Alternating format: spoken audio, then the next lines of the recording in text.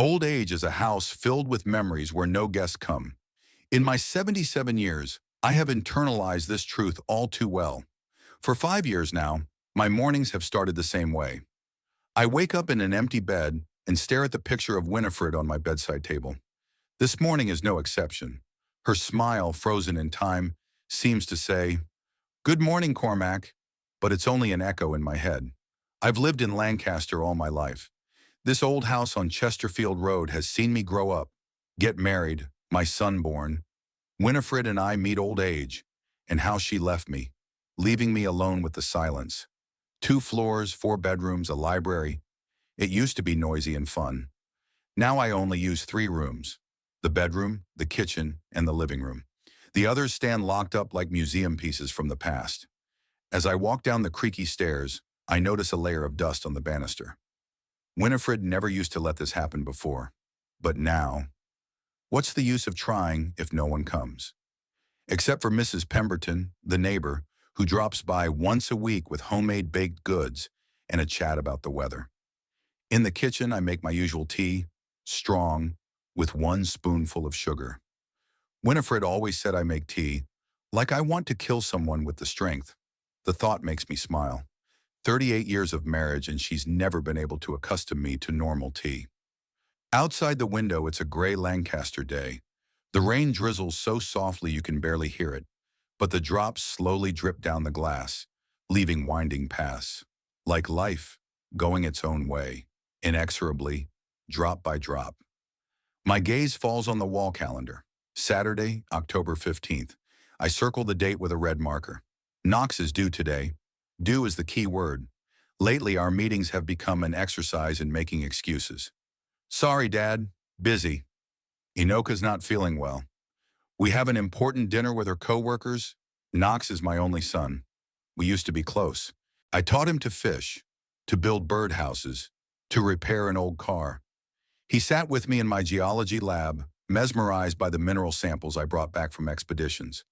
I told him about tectonic plates, about the formation of mountains, about how to read the history of the earth from rocks. He listened with his mouth open. Winifred used to joke that we had the same eyes when we were engrossed, like mad scientists. Everything changed after Winifred died. She was the heart of our family, the link between my son and me. When cancer took her 5 years ago, it was like a wall grew between us. Maybe I got too caught up in my grief, shut myself away. Or maybe Knox was just going his own way. Either way, our intimacy had thinned to occasional phone calls and even more infrequent visits. And then there she was, Enocha Preston, a slender blonde with cold blue eyes and a calculated smile, an editor at the publishing house where Knox worked as a proofreader. They met at some corporate event. I still remember their first visit together. She was looking at the house with an appraising eye, as if estimating its value. It was 2 months before their wedding. "What a lovely house, Mr. Blackwood," she said then. "So much history, so many memories." But in her eyes, I saw only calculation. I know that look. In 40 years of exploration, I've learned to recognize people who see not the beauty of a stone, but its market value. Our first meeting set the tone for all that followed. Inoka was always impeccably polite to me, but that politeness hid an emptiness.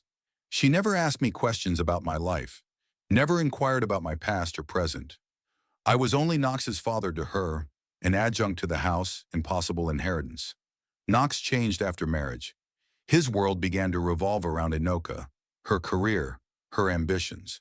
He moved to a new job, now doing financial analysis for a large company, on his father-in-law's recommendation. He started wearing expensive suits and talking about things he hadn't been interested in before: investments, markets, real estate. I finish my tea and look at my watch. 11:30. Knox promised to be here for dinner. I start cooking. Roast beef, his favorite since childhood. At least something hasn't changed.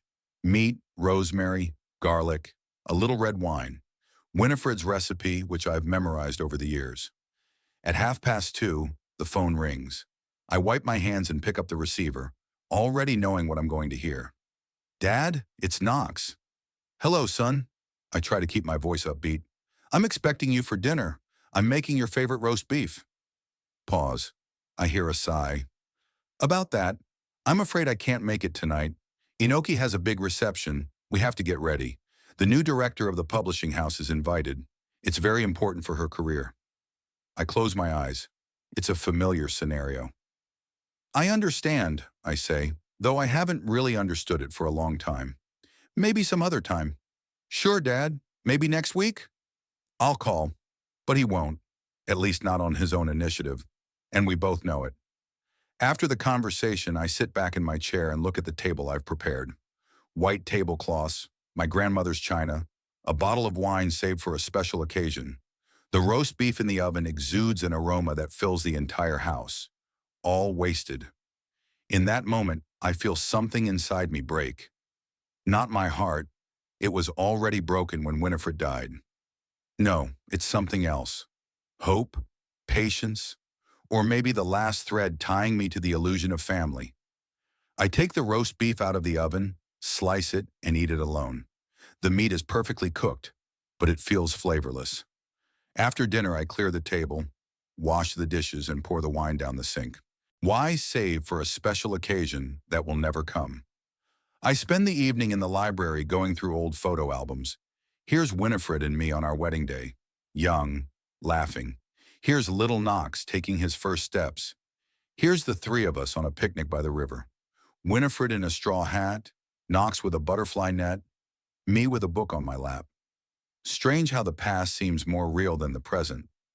I've tried to build a relationship with Knox since Winifred's death. Invited him to dinners, offered to go fishing together like the old days, but he always politely declined. Then I tried to find a common language with Inoka. I gave her books, took an interest in her work, but she remained as impregnable as a silicon rock. My last attempt was 6 months ago. I suggested that Knox and Inoka move in with me. The house was big enough for all of them. I even said I could rewrite the will, deed the house to them during my lifetime. Knox seemed interested, but Inoka politely declined the offer. We appreciate your concern, Mr. Blackwood, but we're comfortable in our apartment. It's closer to work. I knew the real reason. Inoka didn't want to live with a relic of the past, as she'd once called me in a phone conversation with someone, unaware that I'd accidentally picked up the parallel tube in the library. Since then, I've stopped trying, accepted my role, an old man living in the past in a house full of ghosts. I've almost accepted the loneliness. Almost. In recent months, I've been thinking more and more about Winifred, about what she would say seeing what our family has become. She was always an optimist, believing that any relationship could be fixed if there was a will. But what if there's only desire on one side? What if the other side is just waiting for you to walk off the stage? Sometimes I think Knox and Inoka are just waiting for me to die. The house, the bank accounts, the collection of rare minerals I've collected all my life. It's all going to go to them. The thought doesn't make me angry, just tired. Tiredness and frustration. I close the photo album and return it to the shelf. It's already dark outside the window. The rain has intensified. I listen to the drops drumming on the roof and think about how many more evenings like this I'll have to spend alone. Before I go to bed, I call my old friend Phineas Graham. We met at university, worked together in exploration. Now he lives in the small coastal town of Saltcombe in the south of England. Every year he invites me to move in with him. It's sunny here, Cormac. Sea, clean air. You'd love it. Talking to Phineas is the only bright spot in the day. He talks about his new hobby, seashells, about fishing with local fishermen, about the geology book he's writing. His life is full of small joys and discoveries despite his age. After the conversation, I lie awake for a long time, listening to the rain pounding on the roof. My thoughts revolve around one thing. What if I do move in with Phineas? What if I leave this house full of memories and start a new life? But then I think about Knox. What if he comes to his senses? What if he realizes that family is more than profit and inheritance? No matter what, he's my son, my blood. And somewhere deep inside me, there's still hope that we can rebuild what was lost. With that thought, I finally fall asleep, lulled to sleep by the sound of the rain and memories of a time when this house was filled with laughter, not silence. The illness came unexpectedly, like an uninvited guest. At first, it was just a cough. Dry, intrusive, I put it down to the damp Lancaster fall. Then weakness set in.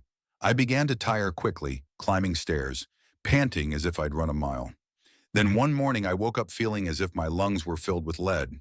The thermometer read 38 and 5. I popped an antipyretic and decided I could handle it on my own. After all, it wasn't the first cold of my life. At 77, you have to be prepared for this kind of trouble. But by evening, the temperature had risen to 39, and my breathing was hoarse and painful. I went to bed, covered myself with 2 blankets, but I was still shaking with chills. In the morning, it became clear that it was not just a cold. Every breath I took hurt in my chest, and when I coughed, there were streaks of blood on my handkerchief, reddish like rust on old iron. I knew the sign: pneumonia. Winifred had it the year before she was diagnosed with cancer. We'd called an ambulance then, and she'd spent a week in the hospital on IVs. I looked at my phone. I didn't want to call an ambulance. Hospitals had always disgusted me, especially after Winifred's illness and death. All those sterile corridors, the smell of disinfection, the faceless rooms. No, not this. I dialed Knox's number. He didn't answer right away, and when he did, I heard background noise voices. Music. Knox. Dad? Is something wrong? I could hear the irritation in his voice. I knew he didn't like it when I called in the middle of the week. Knox. My voice sounded weaker than I expected. I think I have pneumonia. Yeah, I need help. There was a pause. I heard Knox cover the phone with his hand and say something to someone, then return to the conversation. Are you sure? Have you been to a doctor? No, but the symptoms... I coughed, and that was a better answer than any words. You need to go to the hospital, Dad. Call an ambulance. I don't want to go to the hospital. Stubbornness has always been my weakness. I just need someone to... I coughed again, to bring medicine, maybe help with the cooking. For a few days. Another pause, longer. Father, this isn't a good time. Inoka has a big event this Saturday, a party for the new editor-in-chief of the publishing house. We've been preparing for a week. Her promotion could depend on it. I closed my eyes. Of course, Inoki's party. What else could be more important than his father's illness? It was silly to hope for any other answer. I understand, I said quietly. Look, I can stop by your place for an hour on Friday before work. I'll bring whatever medication you want. Friday, 3 days from now. I suppressed a bitter chuckle. Thank you, son, I said. Don't worry, I'll be fine. We exchanged a few more words and I hung up. Outside the window it was raining, gray and bleak like my thoughts. I struggled to get out of bed and made my way to the kitchen. I needed something hot to drink. The water in the kettle was boiling, but I couldn't stand. My legs were shaking. I sank into a chair, in my pajamas and robe, and sat there until the kettle went off. My head was buzzing, dark spots floating in front of my eyes. So this is how it happens, I thought with sudden calm. This is how old people die alone. I don't know how long I sat like that, but I was roused from my stupor by a knock at the door. At first I thought I heard it, but it came again, more insistently. With difficulty, I got to the door and opened it. On the threshold stood Mrs. Pemberton, my neighbor. She was holding a paper bag. "Mr. Blackwood," she exclaimed when she saw me. "Oh my God, you look awful." I tried to smile, but it seemed to make it worse. "Just a little cold," I wheezed. "Not a cold at all." Mrs. Pemberton was already pushing past me into the house. "You're feverish, and you can hardly stand on your feet. You must go to bed at once." It was useless to argue with Mrs. Pemberton. In her 69 years, she retained the energy and vigor of her youth, and her former profession as a nurse had added to her confidence in medical matters. "I brought you a pie," she said, already in command in my kitchen. "But I see you want something else. Have you been ill for a long time? Have you called a doctor? Have you taken antibiotics?" The questions came one after another as she poured water into the kettle and set out the cups. "Last night," I answered. "No, and no. Cormac Blackwood, you are an impossible man." She shook her hands. "Pneumonia is no joke at your age." "How do you know it's pneumonia?" I was surprised. 35 years in the intensive care unit, dear. I recognized pneumonia from the doorstep. She shoved a cup of hot tea into my hand. "Drink it. I'll be right back." And she went out, leaving me in the kitchen. I drank the tea obediently, feeling the hot liquid ease the pain in my chest a little. Mrs. Pemberton returned 20 minutes later with a small bag. I had some medicine left over from the last bronchitis. The antibiotics are expired, so you can't take them. But the antipyretics and cough medicine will come in handy. She put the packets on the table. It'll keep you going, but you need a doctor. I can call Dylan. He does home visits. Dr. Dylan Moore was a local doctor who treated my father. Don't worry, I began, but another coughing fit interrupted my objections. Okay, that's it, Mrs. Pemberton said firmly. I'm calling Dylan right now, and you go to bed. There was no point in arguing with her. I let myself be carried upstairs and put to bed like a child. Then I fell into a heavy, feverish sleep. The next few days became one endless nightmare. Dr. Dylan came in, examined me, and confirmed the diagnosis: bilateral pneumonia. He prescribed antibiotics and insisted on hospitalization, but I stubbornly refused. Eventually he gave up, but made Mrs. Pemberton promise that she would keep an eye on me and call an ambulance if things got worse. And she did. She came 3 times a day: morning, lunchtime, and evening. She brought food, gave me medicine, changed my bedclothes when they were soaked with sweat. She told me I was a stubborn old donkey, but there was a care in her voice that I hadn't heard in a long time. One day, I think it was Friday, but I wasn't good with time anymore. Knox came in. He looked annoyed and impatient, glancing at his watch. He put a bag of meds on the nightstand, stood by the bed for a few minutes, asking how I was feeling without looking me in the eye. Then he said he had to go. Inoka was having a party, and he needed help getting ready. Sure, son, I said. Thanks for stopping by. Dad, he hesitated in the doorway. Maybe we should go to the hospital after all. I could. No, I said firmly. There's nothing wrong with me. I have Mrs. Pemberton. He nodded, clearly relieved. I heard the front door open and close downstairs, and then the sound of a car pulling away.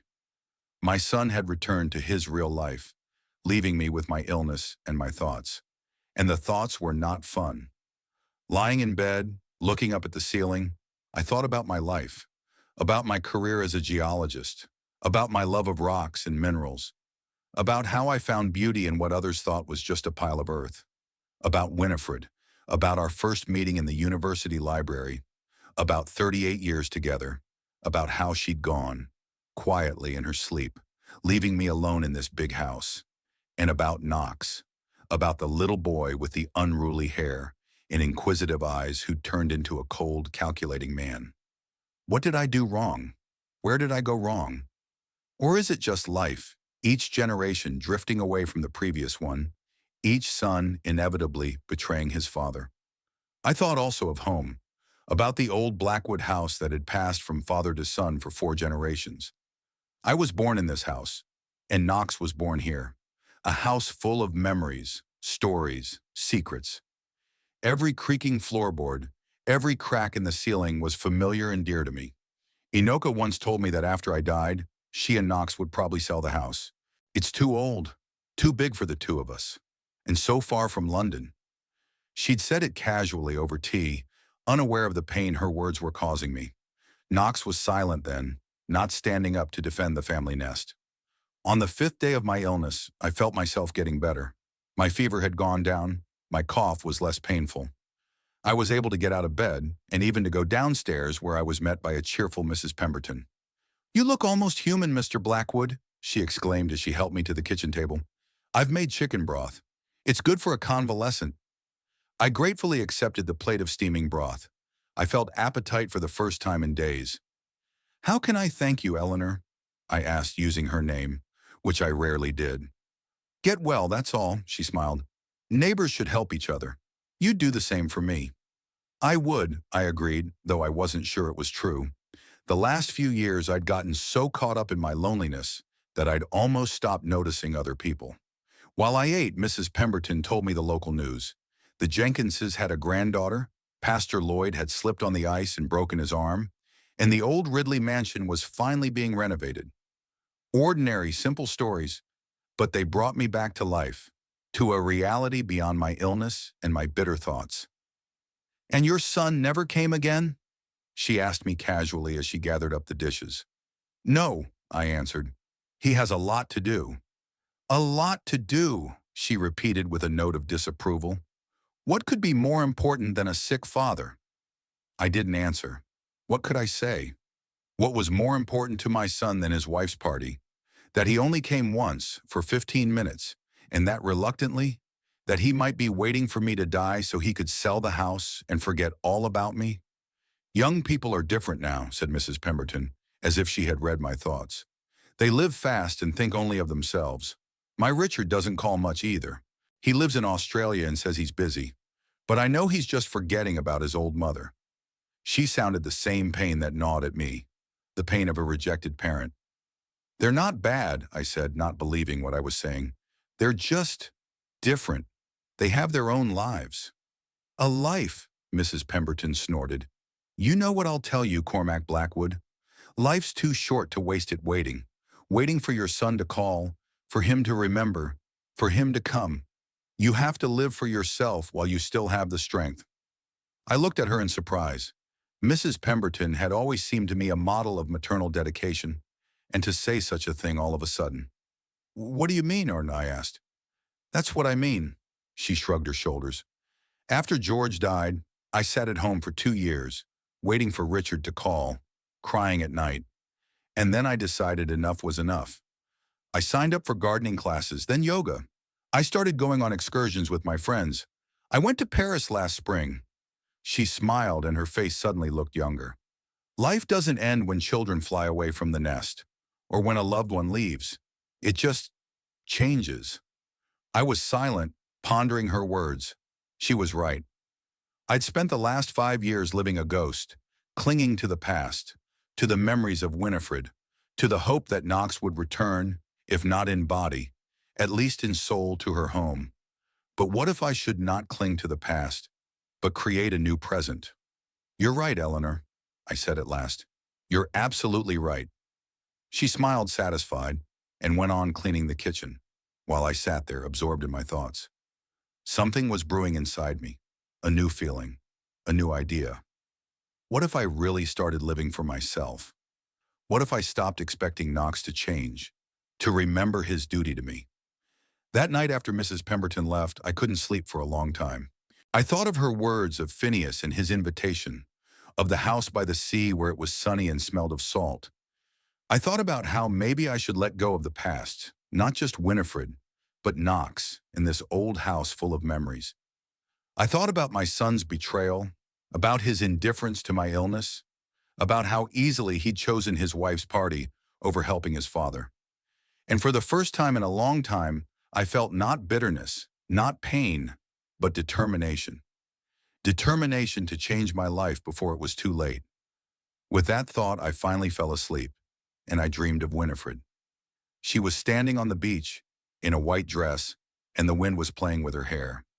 She was smiling and beckoning me with her hand. Go, Cormac. It was as if she were saying, go and live. Recovery was slower than I'd hoped. The pneumonia receded reluctantly, leaving behind weakness and shortness of breath. But with each passing day, I could feel my strength and determination returning. I made the call to Knox when I was back on my feet. It was Tuesday morning, and I knew he was usually still home at that time. Dad? He sounded surprised. How are you feeling? Better, I answered. The doctor says I'm on the mend. That's good. There was a pause. I'm sorry I haven't been here more. You know how busy Inoki is at work these days. Of course, son. I tried to keep my voice as nonchalant as possible. I understand. By the way, I was wondering, you have a vacation coming up, right? Were you planning on going somewhere? Yes, he sounded excited. We're going to Italy for a week. Inoka got an award for a successful event, and we decided to spend it on traveling. Florence, Rome, Venice. Sounds wonderful, I said. When are you leaving? Next Monday. We'll be back in a week, Sunday night. That's fine. Bring me a postcard from Venice, will you? Winifred had always wanted to go there. Of course, Father, he answered with a note of surprise. I didn't usually ask for such small things. After the conversation, I sat down at the table and wrote a list of things to do. Knox and Inoka would be gone for exactly a week. That should be enough. The first thing I did was call the real estate agency, Barrows & Sons. Ivor Burrows was an old acquaintance of mine from when we were both young and ambitious. Things were mostly handled by his son Miles now, but Ivor made an exception for me. "Cormac, you old fox," he exclaimed when I explained the situation. "Are you sure? The House of Blackwood. It's a story." "A story that has come to an end," I replied. "How much do you think it's worth?" The amount Ivor said made me whistle. It turned out that in recent years, real estate in our neighborhood has risen in price. An old house with history, in good condition, with a large lot is a treasure trove for buyers looking for something special. "I can list it at that price," Ivor said. "But keep in mind that a quick sale will require a discount. If you need the money urgently—" "I don't need urgency. I need confidentiality," I interrupted. "And yes, I'm willing to lower the price for a quick sale. But there's one condition. Everything must be finalized within a week before Knox returns." "It's not an easy task," Ivor said thoughtfully, "but it's doable. I have a couple of clients who have been interested in houses in your neighborhood for a long time. I can get in touch with them today." "Do that, Ivor. And one more thing." I hesitated. "I want the deed to include the right of lifetime residency for Knox and his wife. They can live in the house until one of them dies or decides to move out voluntarily, but they can't sell it." Ivor whistled. "That's a clever idea, Cormac. It'll bring the price down 20%, but it'll make sure your son doesn't end up on the street." "Exactly," I nodded. "I'm not a monster, Ivor. I just want to teach you a lesson." After I talked to Ivor, I began the second part of my plan. The property. 50 years of living in this house had accumulated a lot of things. Furniture, books, dishes, paintings, my geologic collections. I decided to take some of it with me, the most valuable and dear to my heart. Something to give to charity. The rest I'd leave to the new owners, or Knox if he wanted it. I started in the attic. The dusty space under the roof held evidence of decades past. Knox's old toys, boxes of Christmas decorations, suitcases of clothes Winifred and I hadn't worn in years. I spent an entire day there, sorting, deciding the fate of each item. A lot of it went into garbage bags, but some items left me with a beating heart. The first pair of Knox's shoes, the crocheted scarf Winifred had given me for our first anniversary, the old theodolite I'd started my career as a geologist with. By evening, I was exhausted physically and emotionally, but the attic was dismantled. I went down to my room and opened the safe hidden behind a painting. The most valuable items were stored there. House deeds, insurance policies, some cash, Winifred's jewelry, and a small box of rare minerals I'd collected all my life. I pulled everything out, spreading it out on the bed. Winifred's jewelry should rightfully belong to Knox for his future daughter, if he ever has one. The deed to the house would soon be invalid. The mineral collection, on the other hand, will come with me. The next day, Ivor arrived with the prospective buyers, a middle-aged married couple, Colin and Deirdre Fisher. He is a successful heart surgeon, she a professor of literature. 2 grown children, already living on their own. These were the kind of people Ivor thought could appreciate an old house with history. I gave them a tour, told them about the house, how my great-grandfather had built it in 1899, how each generation of Blackwoods had added something different, showed the secret door in the library that led to the little room where my grandfather hid valuables during the war, explained why the floorboards on the second floor creaked that way and not the other way around. Deirdre looked at me with understanding and sympathy. I think she guessed what was driving the old man to sell the family home in such a hurry. Colin was more practical. He asked about the condition of the roof, the pipes, the foundation. I answered honestly, "The house is old but strong. I will warn about all its quirks." After they left, Ivor stayed. "They're interested," he said, "especially Deirdre. She fell in love with the library at first sight." "Good," I nodded. "They seem like decent people. But the lifetime residency clause for your son—" Ivor shook his head. "They want to discuss it further. They're afraid it will cause problems." "Tell them that my son will not exercise that right," I replied. "It's just insurance." Ivor gave me a long look, but didn't ask any further. Over the next few days, I continued to sort through the property while meeting with a lawyer and drawing up the paperwork to sell the house. The Fishers agreed to my terms, albeit at a discount.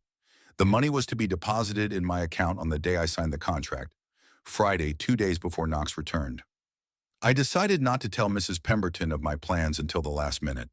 She would have tried to talk me out of it, and I didn't have the energy for arguments. But on Friday, after the papers were signed, I invited her to tea. "You're looking better, Mr. Blackwood," she said, sitting down at the table. "Your complexion is almost healthy now." "I feel better than ever, Eleanor," I replied, "and it is not only health." She looked at me curiously, and I told her everything. About the decision to sell the house, about the plans to go to Phineas, about the note I was going to leave for Knox. She listened without interrupting, only occasionally shaking her head. "Are you sure, Cormac?" she asked when I was done. "It's a drastic step." "As sure as I've ever been," I replied. "You know, pneumonia made me realize one simple thing. Life is too short to waste it waiting for a love that isn't going to happen. Knox made his choice, and I'm making mine." Mrs. Pemberton was silent for a moment, then nodded. "I'll miss you," she said simply. "You've been a good neighbor." "And you, Eleanor," I smiled. "Without you, I wouldn't have gotten over my pneumonia." Thank you for that conversation. It changed a lot of things." "I'm glad I helped," she smiled back. "When are you leaving?" "Sunday morning. The Fishers will move in a month after the renovations. Until then, the house will be empty, unless—" I didn't finish. "Unless your son exercises his right," she finished for me. "That's what you're hoping for, isn't it?" I shrugged. "I don't know. Maybe part of me still hopes he'll understand. But the other part just wants to start a new life." Saturday passed in final preparations. I packed the things I had decided to take with me: some clothes, books, photo albums, my mineral collection. Everything fit into 2 suitcases and a few boxes. How little, it turns out, a person really needs. I kept most of the furniture and household goods. They now belong to the Fishers, according to the contract. I put Winifred's jewelry, family photos, and a few memorabilia in a separate box for Knox, placing it in a prominent spot in the living room. In the evening, I sat down to write a note. It took me a long time to choose the words, starting over several times. I didn't want it to sound accusatory or bitter. Just honest. "Dear Knox, by the time you read this note, I will no longer be in Lancaster.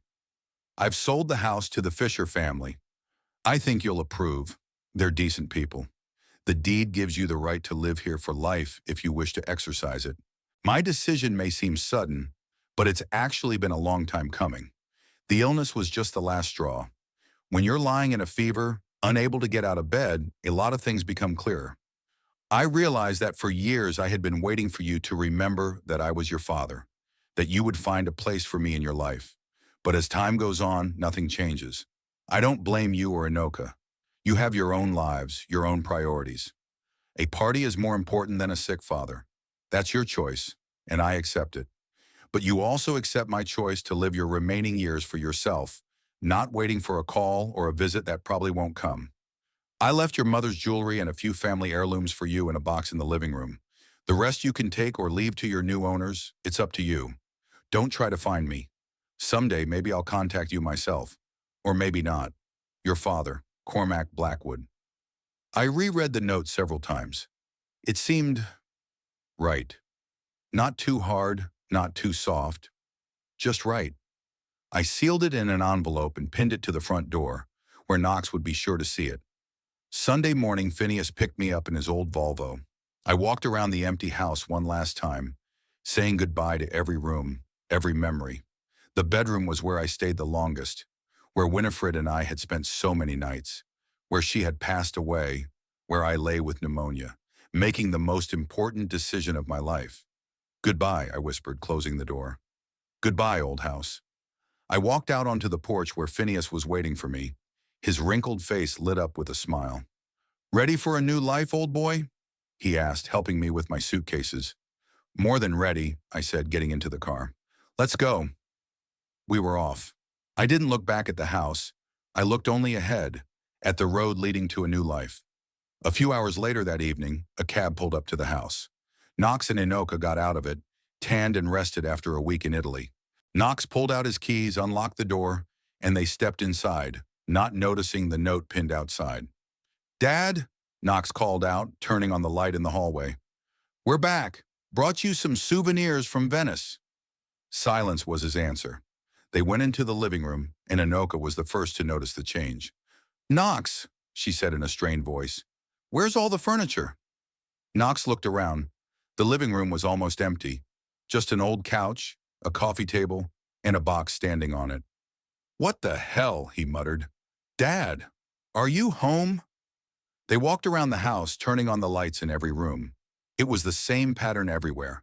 Minimal furniture, empty walls where paintings and photographs used to hang. It was as if the house was being prepared for sale or already sold. "What's going on, Knox?" Inoki sounded scared.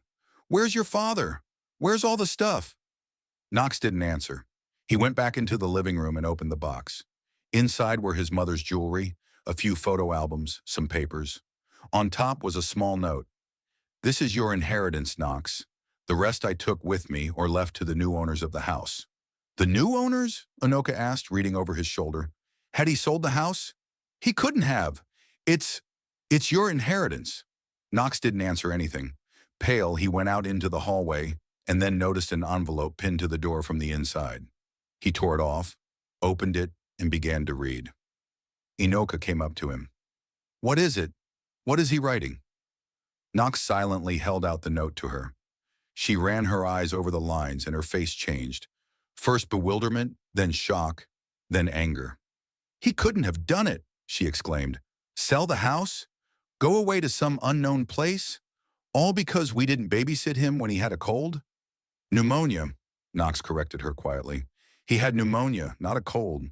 Inoka paid no attention to his words. "We have to find him. Make him cancel the deal. I mean, this is fraud. He's an old man, probably out of his mind after his illness. Any court of law—" "Shut up," Knox said suddenly. His voice was quiet, but there was such power in it that Anoka stopped short. "Just shut up." He reread the note again. "The party is more important than a sick father. That's your choice, and I accept it." Those words burned him like red-hot iron, because they were true. "He had the right to sell the house," Knox said after a long pause. "He owned it, and by the looks of it, he's taken care of us. You see what it says here about the right to live here for life? Lifetime occupancy?" Anoka snorted. "In this ruin? You're kidding. Who needs it, but you're out of his mind, father." Knox looked at his wife as if seeing her for the first time. "This is my childhood home, Anoka. The house where I grew up, where my father and my grandfather grew up." "So?" She shrugged. "Old, uncomfortable, in constant need of repair. We were going to sell it anyway when—" She paused. "When Dad died?" Knox finished for her. "Yeah, you've said that many times. Apparently, so did he." Inoka looked away, her shoulders tense. "I don't understand why you're defending him. He disinherited you. He disinherited us." "No," Knox shook his head. "He disinherited us. But the real inheritance is right here." He pointed to a box. Photographs, jewelry, memories, things that really had value to him. They stood in an empty hallway, in a house that had still belonged to the Blackwood family in the morning, and was now a stranger. Inoka looked confused and angry. Knox looked shocked and strangely devastated. "What are we going to do?" Inoka finally asked. Knox reread his father's note once more. "Don't try to find me. Someday, perhaps I will contact you myself. Or maybe not." "I don't know," he answered honestly. I don't know." Saltcombe greeted me with the sound of the surf and the cries of seagulls. The small town on the south coast of England was nothing like stiff, rainy Lancaster. Even the air was different here, fresh, salty, soaked with iodine and freedom. Phineas rented a small cottage on the outskirts of the town, a 5-minute walk from the sea. A 2-story cottage with blue shutters and a small garden, surrounded by similarly cozy houses. Nothing like the massive Blackwood mansion. "Welcome to my bachelor pad," Phineas announced as he helped me bring my things in. "The second floor is all yours. There's a bedroom, an office, and a bathroom. It's a little cramped compared to what you're used to, but the view is great." He was right. The view from the bedroom window was of the sea, vast, merging with the sky on the horizon. I stood there mesmerized by the sight and felt something inside me relax, loosening the knot I'd been carrying in my chest for the last few years. "Do you like it?" Phineas asked, standing in the doorway. "More than I expected," I answered honestly. The first few days at Saltcombe passed in a pleasant bustle. I was unpacking, setting up my room, familiarizing myself with the town. Phineas was the perfect guide. He had lived here for 10 years and knew every corner. We walked along the waterfront, drank tea in a small pastry shop overlooking the harbor, wandered through the fish market, where Phineas haggled with the fishermen like a local. He introduced me to his friends, similarly retired older gentlemen who had moved here from the big cities. They met 3 times a week at the local pub, the Seahorse, to play chess and discuss the news. "You'll get used to it," Phineas said the first Saturday. We sat on a bench on the waterfront, watching the fishing boats. "The people here are nice. No one asks too many questions." I nodded, grateful for that understanding. Phineas didn't question me about the reasons for my sudden move. He didn't ask questions about Knox or the house. He accepted me for who I was, a 77-year-old man starting over. In the evenings, we sat in the small living room, sipped whiskey, and talked about the past. Our college years, our first geological expeditions, the women we loved. Phineas had been widowed the year before me, and his wife Emily had also died of cancer. This shared pain brought us even closer together. "You know, Cormac," he said one evening, "it took me a long time to forgive myself for not seeing the first symptoms. Maybe if we'd gone to the doctor sooner?" "Come on," I shook my head. "You couldn't have known. Neither could I. Cancer is an insidious disease." Phineas nodded and refilled our glasses with whiskey. "And your son? Does he know where you are?" I shook my head. "No, and let him stay that way, at least for now." Phineas didn't broach the subject, and I was grateful for that. Gradually, I fell into the measured rhythm of Saltcombe life. In the morning, a jog along the beach. Phineas insisted that, at our age, movement was life. Then breakfast on the terrace, weather permitting. In the afternoon, walks, reading, sometimes trips to neighboring towns. In the evening, a pub or quiet conversations at home. 2 weeks after my arrival, Phineas introduced me to Beatrice Lanchbury, the owner of the local library. A tall, stately woman with short gray hair and lively brown eyes, she made an immediate impression on me. "Mr. Blackwood, at last!" she exclaimed, shaking my hand. "Phineas has told me so much about you. I hear you're a geologist?" "We're just starting a science department, and we're short of a counselor. So I volunteered at the Saltcombe Library. 3 days a week, I help Beatrice catalog books on geology, paleontology, and mineralogy. The work was not difficult but enjoyable. I felt useful again, sharing my knowledge again. Beatrice proved to be an interesting conversationalist. A sailor's widow, she traveled a lot in her youth, saw different countries, studied different cultures. We often stayed after the library closed, discussing books, traveling, life. "You don't look like someone who has lived in Saltcombe all her life," I said to her one day. She smiled and her eyes sparkled. "I haven't lived here all my life. I moved here 5 years ago, after my husband died. Our house in London had gotten too big and empty for one." I nodded, understanding her as well as anyone. "And how do you like it here? Don't you miss the big city?" "Sometimes," she shrugged. "But here, calmer, cleaner. People are kinder." "And then," she smiled, "at our age, it's not so important where we live anymore. It's how we live." Those words struck a chord with me. At our age, for the first time, I didn't feel annoyed at being reminded of my age. Maybe because Beatrice did not speak of it with pity or condescension, but as a simple fact to accept and move on. The days passed each other, adding up to weeks. I hadn't kept track of the calendar, hadn't counted the days since I'd left Lancaster. But sometimes, usually at night, my thoughts brought me back to the old house. I thought about Knox, about his reaction to my departure. Is he angry? Was he looking for me? Or did he just wave goodbye and move on with his life? I didn't regret my decision. Every morning, waking up to the sound of seagulls and the sound of the surf, I felt a lightness I hadn't felt in years. Here in Saltcombe, I wasn't old man Blackwood, Knox's father, the former owner of the mansion. I was just Cormac, A new resident, a library volunteer, a friend of Phineas. One day, about a month after I arrived, Phineas returned from town with an unaccustomedly serious face. "My nephew called from Lancaster," he said, sitting down in the chair across from me. "He said a man was asking about you, showed me your picture, wondered if anyone knew where you'd gone." I felt my heart twitch. "Knox," I said quietly. "That's my son." Phineas nodded. "That's what I thought." What are we going to do? I wondered. Part of me wanted to see Knox, to talk to him, to explain my decision as face to face. But the other part, the bigger part, wasn't ready for that meeting yet. "It's okay," I said finally. "Does your nephew know I'm here?" "No," Phineas shook his head. "I haven't told anyone, and I won't if you don't want me to." I nodded gratefully. "Thank you, friend. For now. For now, let's just leave it at that." But the thought of Knox looking for me kept me awake. I imagined him walking around Lancaster, asking neighbors, former colleagues, acquaintances. What's driving him? Anxiety? Guilt? Or just a desire to recover a lost inheritance? I tried to imagine how Knox and Inoka would react to finding an empty house in my note. Inoka must have been furious. She'd always looked at the Blackwood house as an investment, as something she would one day own. And Knox?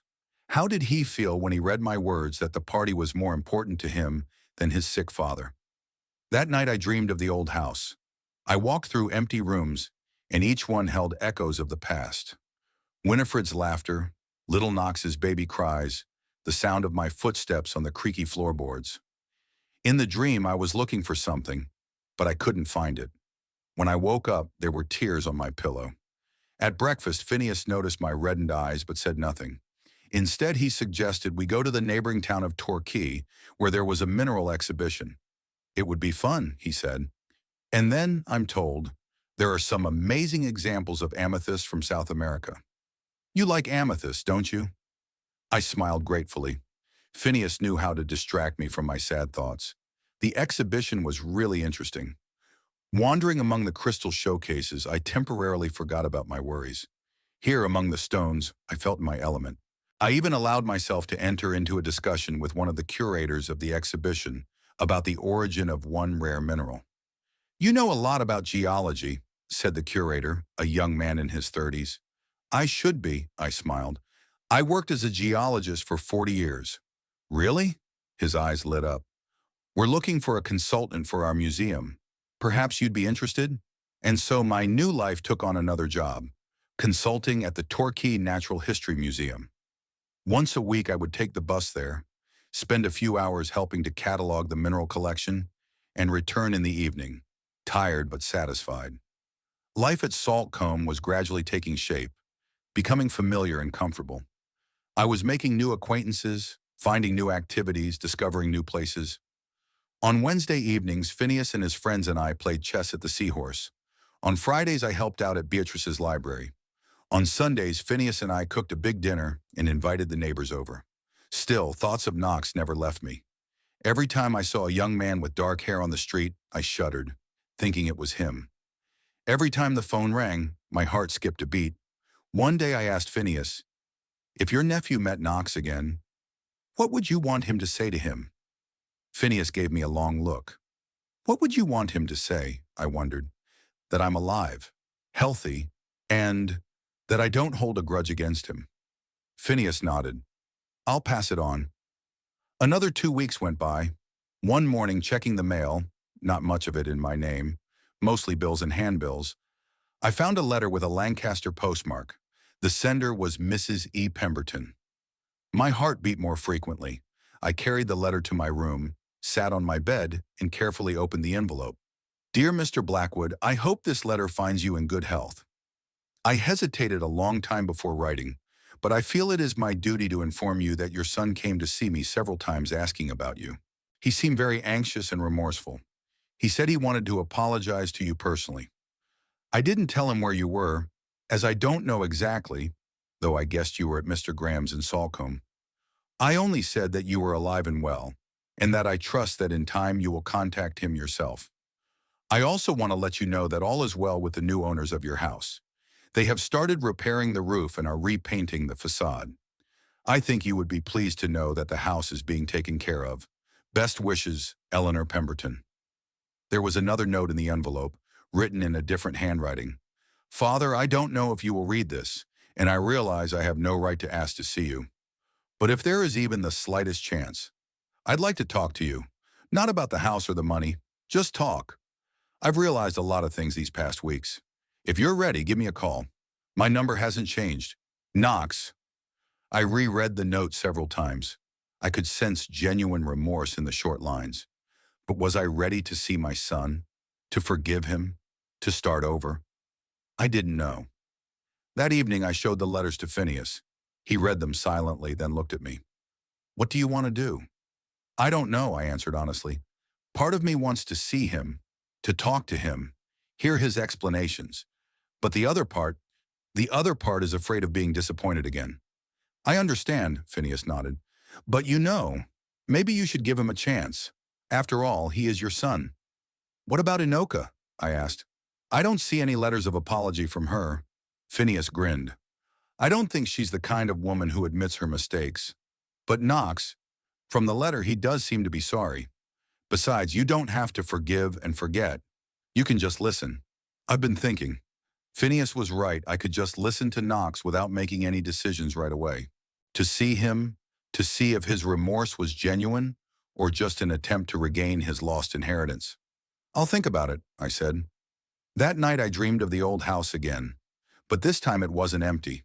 It was occupied by new people, the Fishers, with their children and grandchildren. I stood outside looking at the glowing windows and felt not bitterness, but a strange satisfaction. The house continued to live, even if I was no longer in it. In the morning, I woke up with a clear head. I knew what I had to do. First, I wrote back to Mrs. Pemberton, thanking her for the letter and asking her to tell Knox that I had received his note and was considering his offer. Then I called the Torquay Museum and canceled my consultation for the following week. Going away? Phineas asked, noticing my preparations. Not for long, I answered. I want to go to Lancaster, to see the house, to talk. Her quiet wisdom and warm concern had helped me in my moments of doubt. I know, I answered, and it gives me strength to face the past. Saltcombe met me in the early morning, shrouded in a misty haze. I stood on the veranda of Phineas's cottage, breathing in the salty sea air and enjoying the silence, which was broken only by the cries of seagulls and the distant sound of the surf. The trip to Lancaster was left behind like a strange, disturbing dream. 3 days that turned my perception of the past and possibly the future upside down. I hadn't called Knox beforehand. I wanted to see the house, my former home, with my own eyes first, to see how it had changed under the new owners. The Fishers had indeed begun renovations.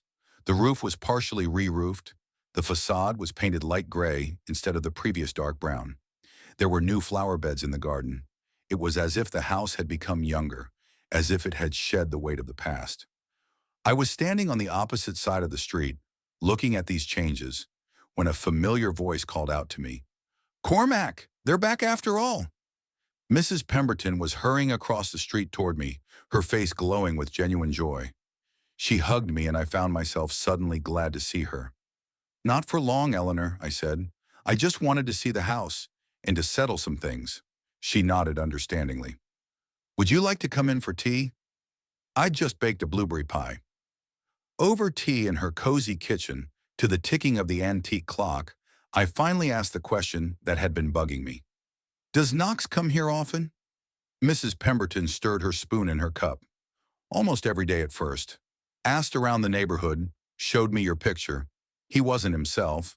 Then, less. But he still comes by once a week. Asked me if I've heard from you. And his wife? I tried to make my voice sound indifferent. Enoch, Mrs. Pemberton snorted. I haven't seen her here since you left. They say she was furious when she found out the house was sold. Wanted to sue, but your son talked her out of it. I nodded. It sounded plausible. How's he doing? Knox? Mrs. Pemberton looked at me carefully. Changed, slimmed down. He looks tired. Recently said he and Inoka were taking a break from their relationship. He's renting an apartment downtown. That news took me by surprise. Knox and Inoka broke up? Was my departure the catalyst for a deeper change? Would you call him? Mrs. Pemberton asked. He really wants to see you, Cormac. I promised I'd think about it. And the next morning, waking up in my hotel room, I realized I was ready for this meeting. I dialed Knox's number, which had remained the same for years. He answered after the first beep, as if he'd been sitting by the phone waiting for a call. I'm listening. Knox, I said. It's me. Cormac. A pause, then his voice trembling with excitement. Father, you're in Lancaster. Yes, I arrived yesterday. I'm at the Crown and Anchor. Can I come? Now? I took a deep breath. Yes, I'll be waiting in the hotel restaurant. He arrived 20 minutes later. I sat at the window, watching the street, and saw him park, get out of the car in a hurry, stand for a second in front of the entrance, gathering his wits. He looked exactly as Mrs. Pemberton had described him, thin, with shadows under his eyes and a wrinkled suit that seemed to be too big for him. As he entered the restaurant, our eyes met, and I saw something in his gaze that I hadn't seen in years. Recognition. Not just the physical recognition of a son seeing his father, but a deeper recognition of a soul seeing a soulmate. Father, he said as he approached the table. Sit down, Knox. I pointed to the chair across from him. He sat down, keeping his eyes on me, as if he was afraid I'd disappear if he blinked. I didn't know you were coming, he said. Mrs. Pemberton didn't say. She didn't know. I decided spontaneously. An awkward pause hung between us. There was so much to say, but neither of us knew where to begin. How are you? Knox finally asked. Are you all right? I'm fine, I nodded. The pneumonia's gone without a trace. I hear you're living in Saltcombe. With a friend of yours? Yes, and, do you like it there? Very much. Our conversation was like a careful probing of the ground, as if we were afraid of making the wrong move and upsetting the delicate balance. I heard you and Inoka split up, I said, deciding not to beat around the bush. Knox lowered his gaze. Yeah, a lot has changed since you left. I've been rethinking things. And what conclusions have you come to? He looked up, and I could see the pain and determination in his eyes. That I was selfish, that I let Inoka come between us, that I had betrayed you, Father. I remained silent, giving him a chance to speak. When you got sick, he continued, and called me, I knew I had to come, but Inoka was throwing this party, and her promotion depended on it, and she said, he stammered, no, it's not her fault. It was my choice. I decided that the party was more important, that you could handle it on your own, that it was just a cold. Pneumonia, I corrected quietly. Bilateral. Yeah, he swallowed. I found out later from Mrs. Pemberton. She helped you a lot, didn't she? Yeah, I couldn't have done it without her. Knox nodded, his face contorted with pain. And your son, I didn't even come to see you. Only once. For 15 minutes. And all I could think about was getting away. He was silent for a moment, gathering his thoughts. When we came back from Italy and saw the house empty, I didn't realize what had happened. I thought maybe you'd been robbed or... He grinned bitterly. He chuckled bitterly. Then I read your note, and it all made sense. How did Inoka react? I asked. How do you think? There was bitterness in his voice. She was furious. Said you had no right, that we should sue, that you were out of your mind. But I knew you had every right. This is your house. It was. I nodded. His words confirmed what I already knew about Enoch. We had a big fight that night, Knox continued. It was the first time I saw her, the real her. All she talked about was the money, the lost inheritance. Not a word about you disappearing, that something might have happened to you, just about the house and the money. And that's when I realized. He looked up at me with eyes full of pain. I realized you were always right about her. I didn't answer. What could I say? I told you so. That would be too petty. After that night, we tried to keep the relationship going, Knox continued, but something broke. I started to see things I hadn't noticed before. How she manipulated me. How everything in our lives revolved around her ambitions, her career. A month ago, I packed up and left. He fell silent, staring out the window at the rainy Lancaster street. I've been looking for you, he said quietly. Everywhere. Asked neighbors, your former colleagues. No one knew anything, or didn't want to talk. I told you not to tell, I nodded. I needed time. Space. I understand, Knox nodded. And I'm grateful you called, for giving me a chance to apologize. Knox, I looked him straight in the eye. Do you realize it's not just about that party? It was just the last straw. The years of estrangement, the years when you seemed to cut me out of your life. I know, he lowered his head. After Mom died, everything changed. Yeah, I didn't know how to be with you without her. She was always between us, in a good way, a link. And then Inoka came along. Yeah, he sighed. She was so confident, knew what she wanted. It was like I fell under her influence. She said we should build our own lives, our own family, that elderly parents were a burden. And you agreed with her. Yeah, because it was convenient, because it was a way for me to justify being away from you. I could tell myself that it's normal, that everyone does it, that I have my own life and you should understand that. He looked up, tears in his eyes. But when you left, I realized what a mistake I'd made, that I hadn't just lost a father, I'd lost a friend, a mentor, a man who was always there for me, even when I didn't appreciate it. I looked at my son, the man in whom I'd seen so long only coldness and calculation. Now I saw before me a broken, remorseful man who had finally realized his mistakes. Part of me wanted to forgive him immediately, to hug him, to tell him everything would be okay. But the other part, the wiser, more cautious part, knew that real change takes time. What do you want from me, Knox? I asked you bluntly. What do you expect from our meeting? He shook his head. Nothing. I just wanted to see you, to tell you how sorry I am, to see if you were happy in your new life. I am, I answered honestly, for the first time in a long time. That's good, he smiled weakly. You deserve it. After everything that's happened. We were silent. It was drizzling outside the window, the drops dripping down the glass, blurring the outline of the street. Knox, I said finally, I can't go back. I can't go back to the way things were. I understand, he nodded. I'm not asking you to. It's just, maybe we could start over? Not like before, but differently? I stared at him, trying to see the boy I'd taught to ride a bike, the boy I'd told about the stars, the boy I'd comforted after school failures. I don't know, I answered honestly. I'm not ready to say yes right now. There's too much pain, too much disappointment. But I'm not saying no either. Just give me time. Knox nodded, gratitude in his eyes for even that small hope. As much time as you like, Father. I'll be waiting. Tell me about your life, I suggested to change the subject. Sonny, what are you doing now? Are you still working at the same company? No, he shook his head. I quit. That job, it was never mine. Inoka got me into it through her father. But I always felt out of place. So what do you do now?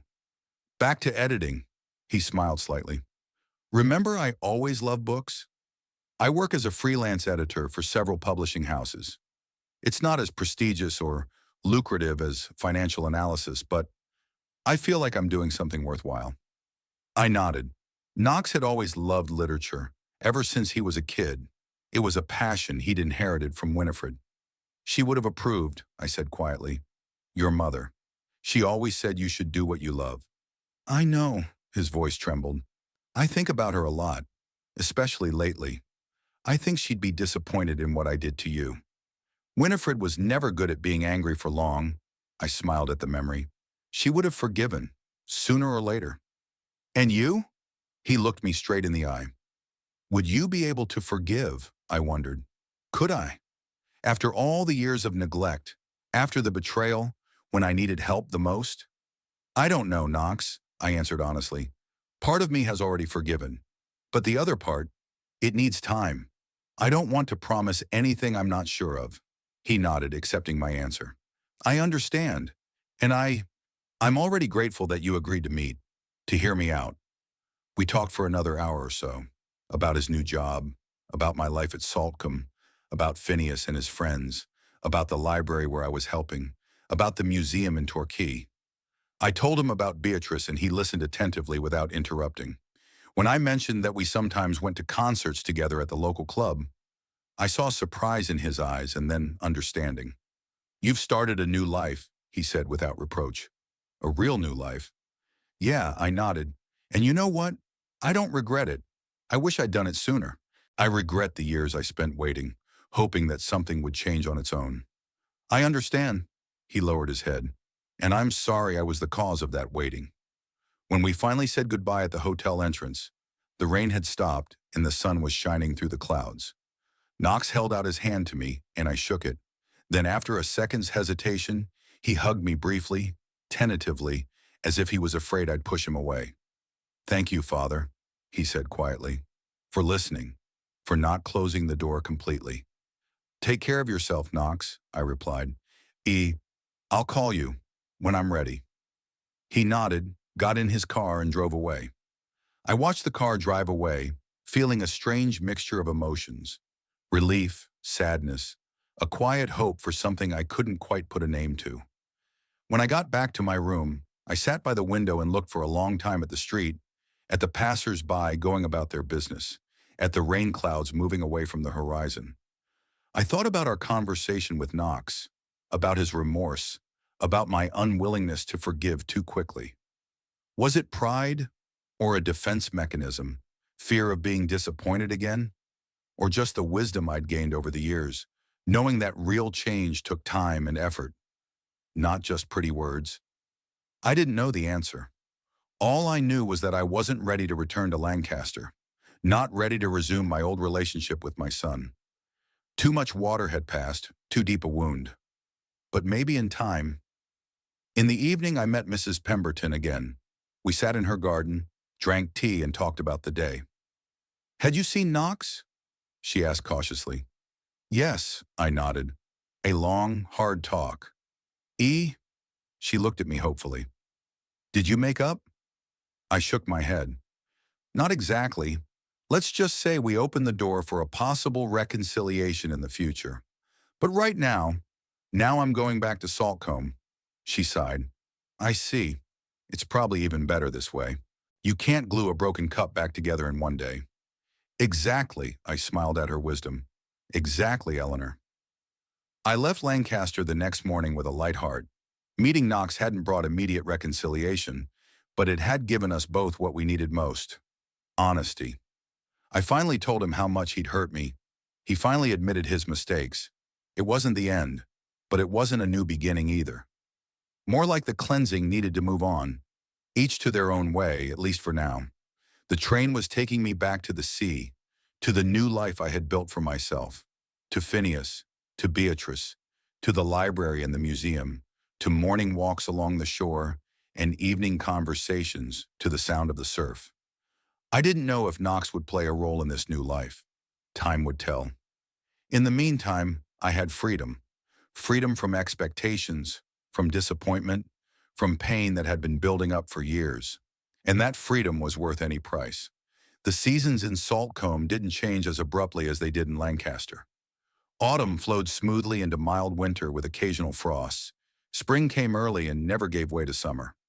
I've lived here for almost a year now, and I've learned to notice these subtle transitions, the hues of the sea, the kinds of birds coming into the harbor, the way the light changes at sunset. Today was a special day, the anniversary of my move to Saltcombe. Phineas had insisted on a small celebration, and now our garden was full of guests. Beatrice brought homemade dandelion wine, Harry and Monica Baxter brought crab cake, Thomas Lloyd, a local artist, gave me a watercolor of a view of Saltcombe Bay.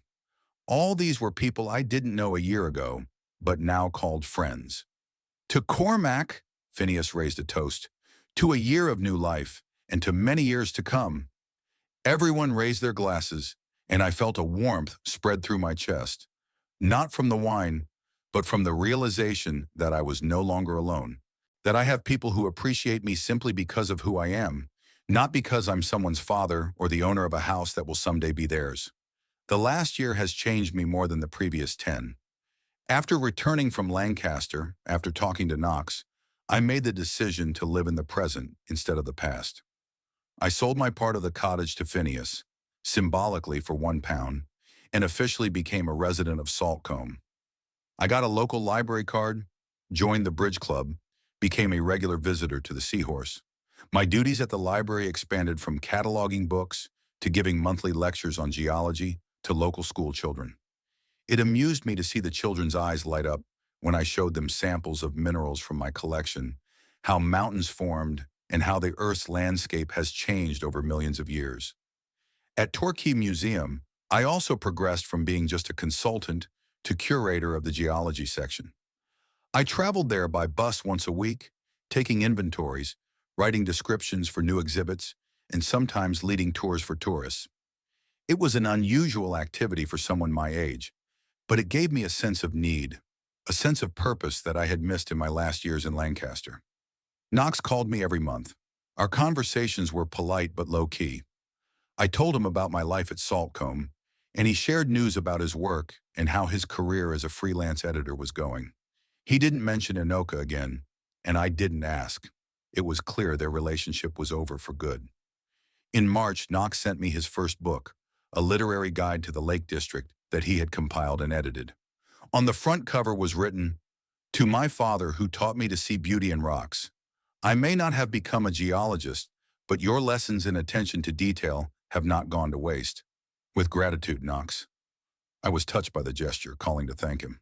Our conversation was warmer than usual, and at the end he asked what I'd been subconsciously waiting for and dreading. "Dad, I'd like to come visit you. Just for a visit, for a day or two, if you don't mind." I didn't answer right away. Part of me wanted to see my son, to show him my new life, to introduce him to my friends. But the other part, the more cautious part, still remembered the pain of betrayal. "I'll think about it, Knox," I said finally. "Give me time." He didn't push, didn't insist, and I was grateful for that. He was changing, slowly but surely. He was becoming more attentive, more empathetic. Or maybe he'd always been like that, but Inoka had suppressed those qualities, emphasizing others, calculating, cold, ambitious.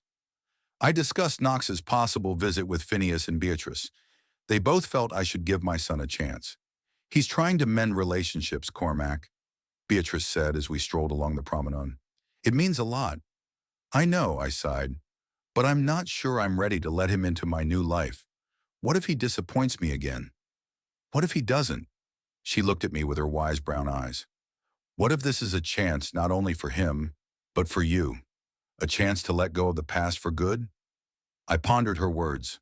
Maybe she was right. Maybe the final step to complete freedom wasn't avoiding Knox, but accepting him for who he was, without expectation, without hope that he'd be the son I'd always dreamed of. And yet I wasn't ready. Every time I almost dared to invite Knox over, something stopped me. A memory of those sick days when I'd been laid up with pneumonia, and he'd chosen Inoki's party over helping his father. I knew it was unhealthy stubbornness, knew I should let go of the resentment, but I couldn't. Not now. I ended up writing Knox a letter, explaining that I wasn't ready for his visit yet, but appreciated his eagerness to repair the relationship. Promised that we'd be sure to meet when I was ready. His reply was short and understanding. "I will wait, Father, as long as it takes." Life, meanwhile, went on as usual. In June, there was a seafood festival in Saltcombe, and I had my first taste of cooking mussels using a local recipe. In July, Phineas, Beatrice, and I went to London to see the mineral exhibition at the Natural History Museum. It was the first time I'd been to the capital for many years, and I marveled at how it had changed. In August, I started writing a book, not a scientific work on geology, but simple stories about rocks and minerals for children, illustrated with my own photographs. Beatrice increasingly took a place in my life. We often took walks together, went to the local movie theater, and discussed books. She was intelligent, educated, with a subtle sense of humor. With her, I could talk about everything: literature, politics, life and death. She understood me half a word, as Winifred once did. One evening, as we sat on a bench by the sea watching the sunset, she took my hand. That simple gesture changed something between us. We didn't talk about feelings. It seemed unnecessary at our age. We just knew we were good together, and that was enough. Phineas, noticing the change in our relationship, just winked at me. It's about time, old boy. Beatrice is a wonderful woman, and she makes you smile. In September, I received a letter from Mrs. Pemberton. She wrote that the Fishers were finishing renovating the house and were planning a small reception for the neighbors. They have kept many of the features of the old house, she wrote, but have added some of their own. I think you would like it, Mr. Blackwood. It's like the house has taken on a new life. Those words made me think. The house had taken on a new life. And so had I. We've both changed, moved on. And maybe it was time to take another step forward. I called Knox that same night. I've been thinking about your visit, I said without preamble. Sumatra, if the offer still stands, I'd love to see you. In October, on the anniversary of my move, I heard his convulsive breath in the receiver, and then a quiet one. Thank you, Father. I'll be there. And now, on the anniversary, I stood in the garden, among friends, and waited for my son's arrival.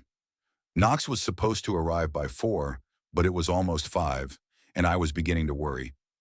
Had he changed his mind, or had something happened on the road? He'll be here. Beatrice seemed to read my mind, coming over with 2 glasses of wine. The roads are always busy on weekends. I nodded, accepting a glass. We sat in the wicker chairs, watching Phineas talk passionately to Thomas Lloyd, waving his arms for emphasis. You're nervous, Beatrice said. A little, I admitted. Knox wasn't a part of this life, my new life. I don't know how he'll fit in. Not unless you let him, she shrugged.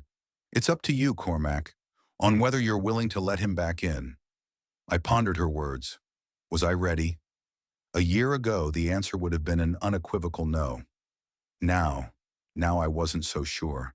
The pain had dulled, the anger had faded.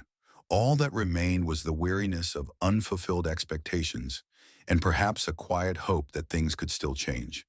The sound of a car pulling up interrupted my musings. Knox had arrived. I watched him get out of the car, pull his suitcase from the trunk, look around uncertainly. He looked better than he had the last time I'd seen him in Lancaster, less exhausted, calmer. And something else had changed about him. His posture, his expression. I couldn't pinpoint it. I rose to meet him, and our eyes met across the garden. He smiled, tentatively, questioningly. I nodded, inviting him in. Father, he said as he approached, I'm sorry I'm late. Traffic on the highway. That's okay, I shook his hand. You're just in time for dinner. I introduced him to all the guests, starting with Phineas and ending with Beatrice. She was studying him particularly closely, and I realized that she was assessing how sincere his desire for a relationship with me was. The evening went better than I expected. Knox was polite, attentive, listened with interest to Phineas's stories about our student years, asked Thomas about his paintings, and discussed new literature with Beatrice. He didn't try to draw attention to himself, didn't talk about our past conflicts. He was simply here, part of the moment, part of the celebration. When the guests began to leave, Knox and I were left alone in the garden. The night was warm, the sea was sounding nearby, the stars twinkling in the sky. You have good friends, Knox said, looking up at the starry sky. Especially Beatrice. She's special to you, isn't she? I nodded. Yes, she understands me like few people ever have, except your mother. Knox smiled. I'm happy for you, Father. I really am. You look, happy. I am happy, I answered honestly. For the first time in a long time. We were silent, listening to the sound of the surf. You know, Knox began, not looking at me. When you left, I was angry. I felt betrayed, cheated. I thought you were just trying to punish me, to teach me a lesson. I stayed silent, giving him a chance to speak. But as time went on, he continued, I realized it wasn't an act of revenge. You just freed yourself. From your home, from your past, from me. Knox? No, let me finish. He held up his hand. I'm not blaming you. On the contrary, I'm grateful. Your departure has made me reevaluate my entire life, to realize that I've lived not by my own desires, but by other people's expectations. Inuka, her family, her ambition. I lost myself in it. He turned to me, and I saw a sincerity in his eyes that I hadn't seen in years. I'm free now, he said quietly. And so are you. And I don't want to go back to the past. I don't want you to come back to Lancaster or feel obliged to keep close to me. I just want you to know that I've learned my lesson, and I'm grateful for it. I looked at my son, the man in whom I finally saw a reflection of myself, not outwardly, but inwardly. The same determination, the same yearning for freedom, the same ability to start anew despite fear and uncertainty. I don't hold it against you, Knox, I said finally. Not anymore. Maybe deep down I'm still resentful that you chose Inoki's party over helping me.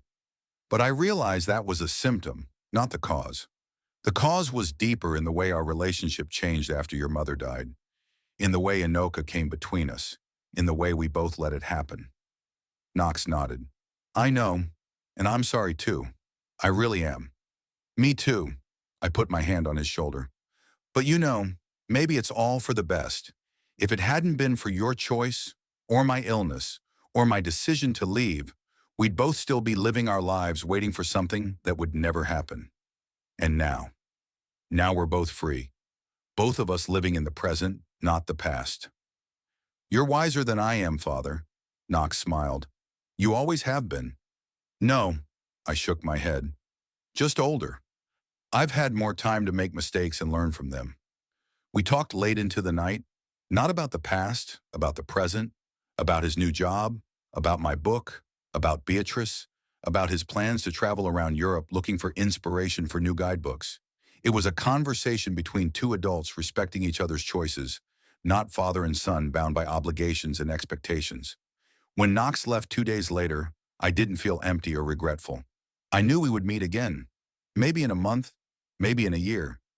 Not as family members obligated to keep in touch out of a sense of duty, but as people choosing to be around each other because they were good together. That evening I sat on the beach with Beatrice, watching the sunset. The sea was calm, with only light waves licking the sand at our feet. Sutton, what are you thinking about? She asked, noticing my pensive expression.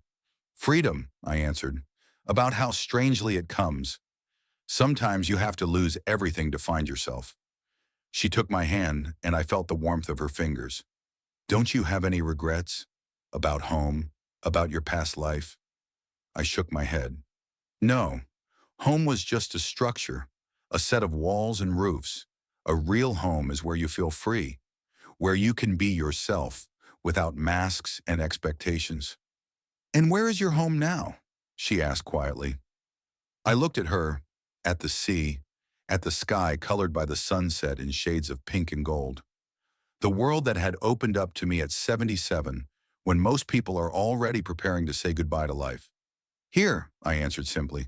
My home is here, with you, with Phineas, with new friends, with the books I write, with the stones I collect, with the sea that changes every day, but always stays the same. Beatrice smiled and snuggled into my shoulder. We sat like that, in silence, watching the sun sink into the sea as day gave way to night. And I thought about how amazing life is. Unpredictable, full of losses and gains, disappointments and discoveries. And that the main thing is not to cling to the past, not to be afraid of the future, but to live in the present, every moment, every breath. At 77, I started a new life. And it was not the last chapter, but the first page of a new book. A book that I wrote myself, with my own words, with my own choices. A book where there was no room for regret and resentment, but only gratitude for each new day, for each opportunity to see the sun rise over the sea, to feel the warmth of Beatrice's hand, to hear Phineas laugh, to teach a child to distinguish granite from basalt. A book that was just beginning,